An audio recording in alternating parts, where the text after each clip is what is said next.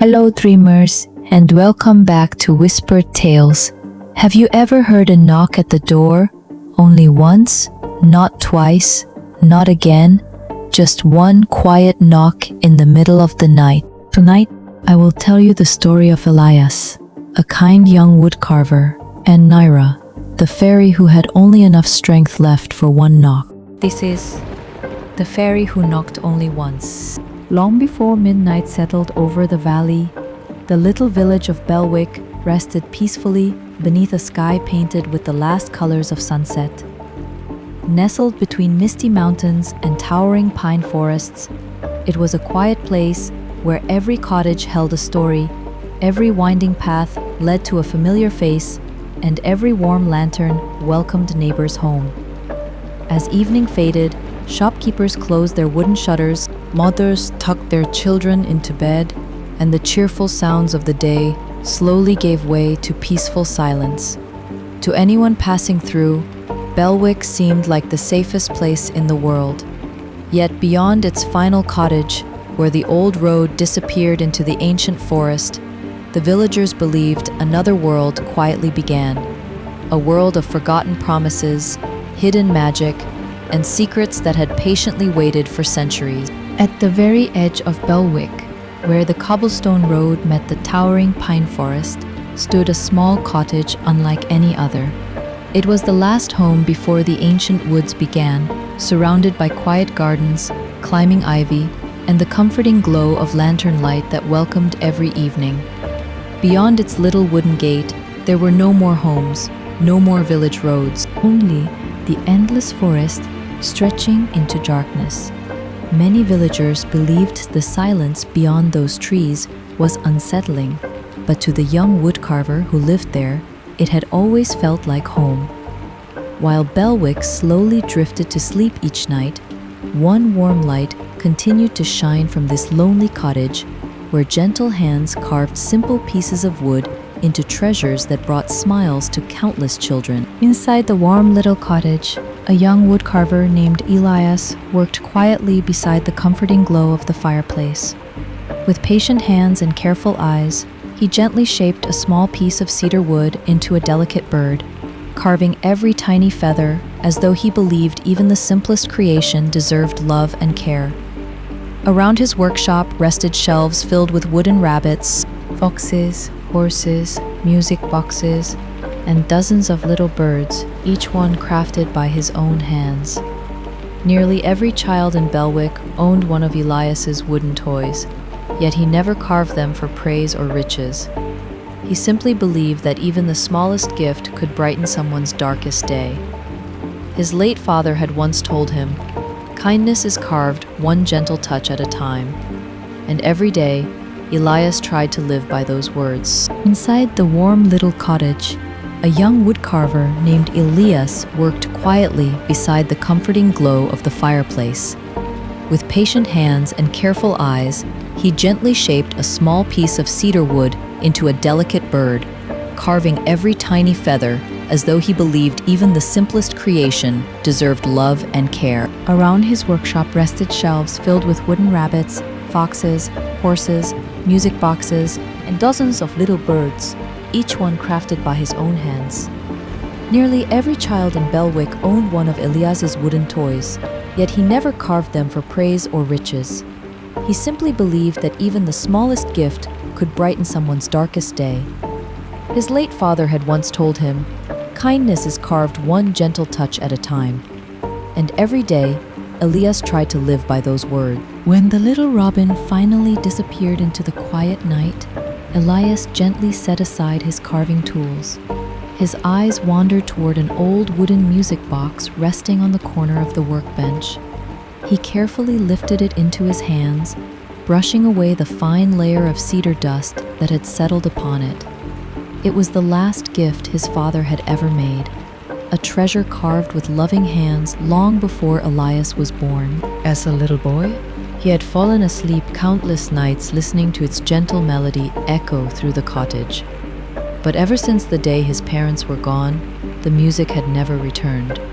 No matter how many times Elias wound the tiny silver key, the little box remained silent, as though it were patiently waiting for a song that had not yet come home.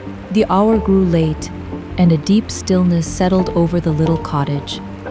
Elias carefully placed the silent music box back upon the table before lowering the flame of the lantern until only a gentle glow remained.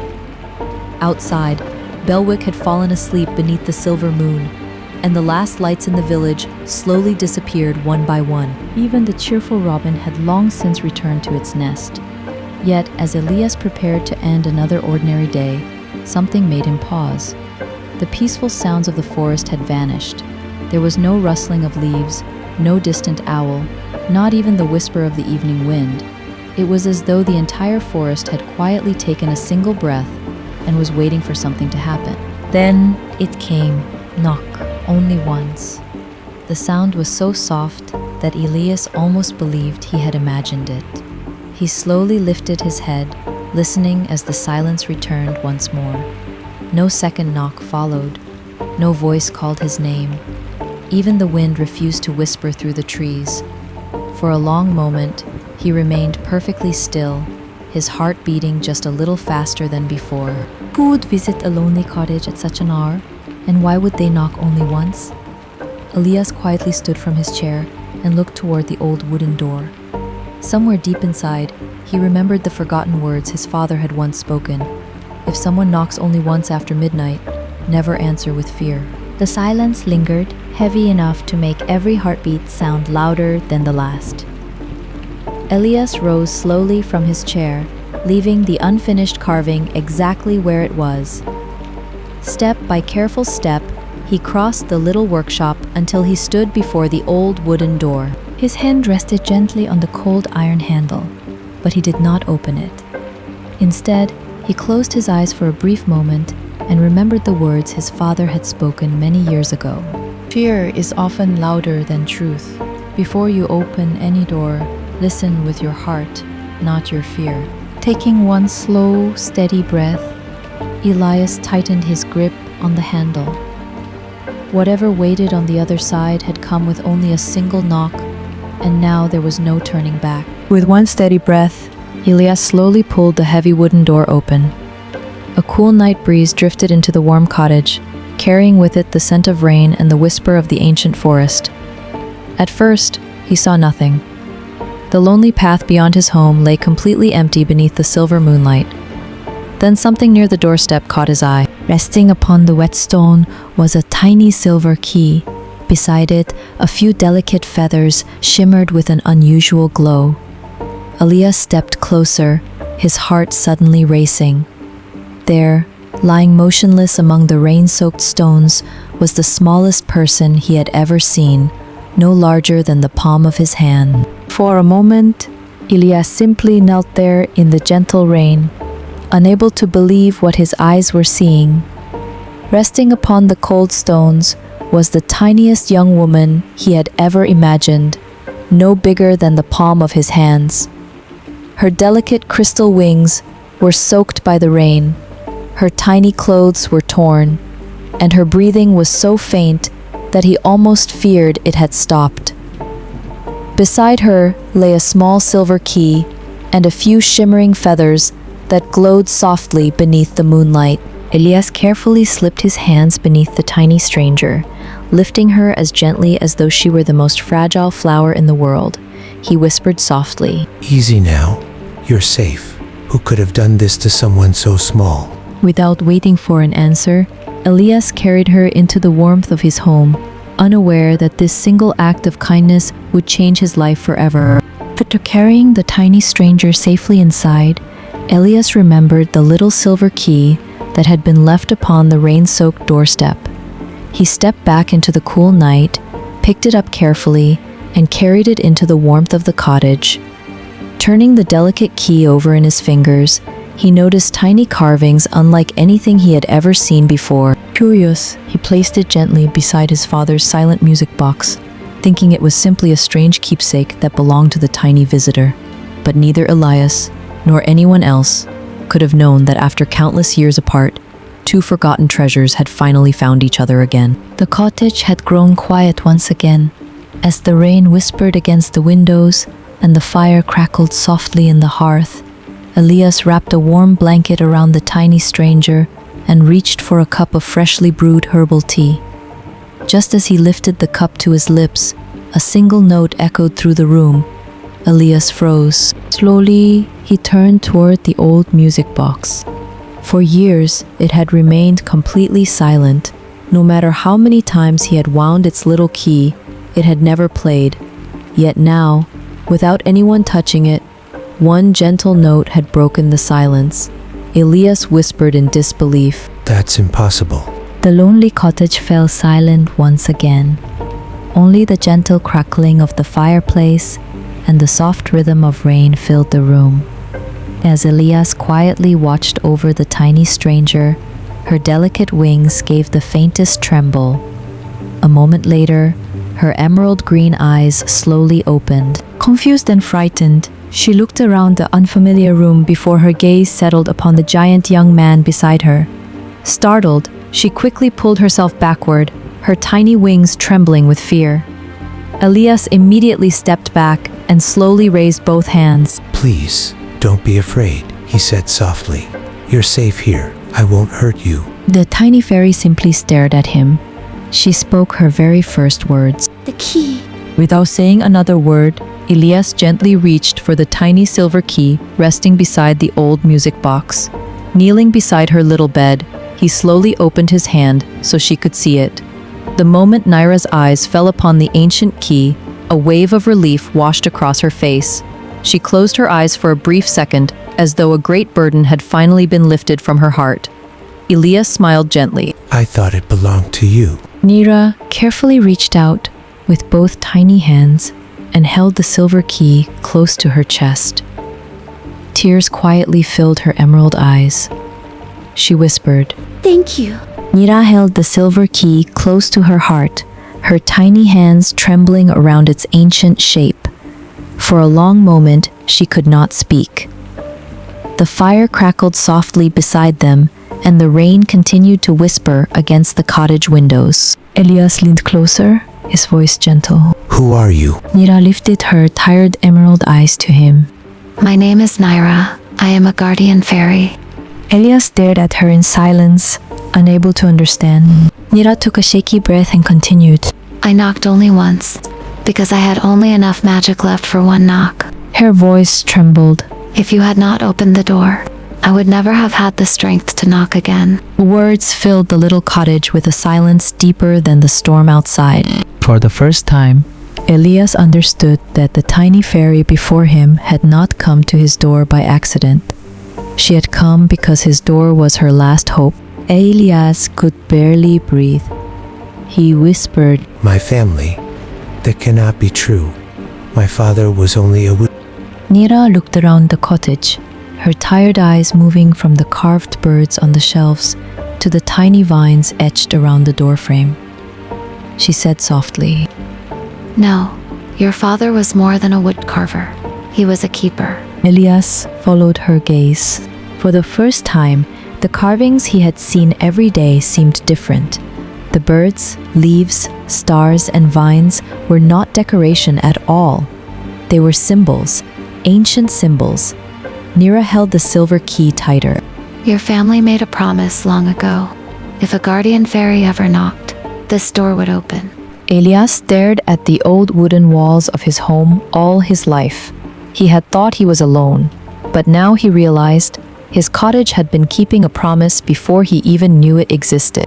Nyra slowly tried to stood upon the wooden bed, still weak, so sit back again. But she was no longer afraid of Elias. Elias watched her carefully. He asked, You said someone was hunting you. Who? Nyra's fingers tightened around the silver key. A man who should have died centuries ago. Elias frowned. A man. Nyra nodded. He is called the Collector. He steals what the world has forgotten. Fairies, relics, enchanted keys, anything touched by old magic. Why does he want this key?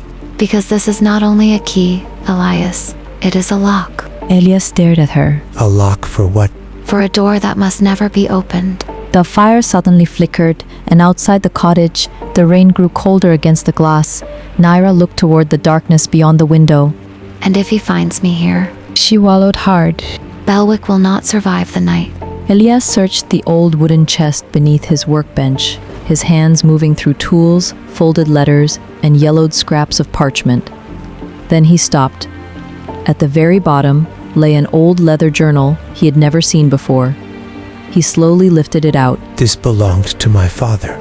Nyra stepped closer, her wings glowing softly. Open it. Elias hesitated, then opened the first page. His face changed. Written in his father's hand were the words, If a guardian fairy ever comes to our door, my son must know the truth. Elias swallowed hard. He knew this would happen. Nyra answered quietly. He hoped it never would. Elias turned another page. Drawings of the same birds, vines, and stars covered the paper. These are the carvings on our walls. Nyra nodded. Your cottage is not only a home, Elias. She looked toward the door. It is a sanctuary. Elias slowly lifted his father's old music box and turned it in his hands. This box has been silent for years. Why is it changing now? Nyra stepped closer, her eyes fixed on it. Open it. The moment Elias lifted the lid, a warm golden light shimmered inside, and a strange glowing symbol appeared beneath the cover. Elias stared. I've never seen that sign before. Nyra's face turned pale. She whispered. The keeper's seal. Elias looked at her quickly. What does it mean? Nyra swallowed. It means the sanctuary has awakened. Sanctuary. She nodded toward the walls, the journal, the music box, and the glowing mark. Your father built this home to protect guardian fairies, and this seal only appears when danger is close. Elias' voice dropped. You mean the collector? Nyra did not answer at once. She only looked toward the rain-dark window and whispered. He is nearer than I feared. Far from Elias's cottage, beyond the sleeping village of Bellwick, a tall stranger stepped onto the old stone bridge beneath the pouring rain. His black coat glistened in the storm.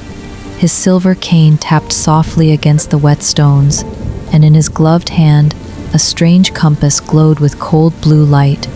He looked toward the village with calm, tired eyes. He whispered. After all these years, The compass needle spun once, then pointed directly toward the forest cottage. A slow smile touched the stranger's face. there you are, little guardian. Back inside the cottage, Nyra suddenly froze. The silver key trembled in her hands. Elias noticed her face turn pale. Nyra, what is it? She looked toward the rain-dark window, her voice barely a whisper. He found me. And outside, through the storm, the collector began walking toward Elias's cottage. So, little dreamers, episode 1 ends here. The collector has found Bellwick, and the forbidden gate is still waiting. Until next time, remember, one kind heart can change everything. To be continued.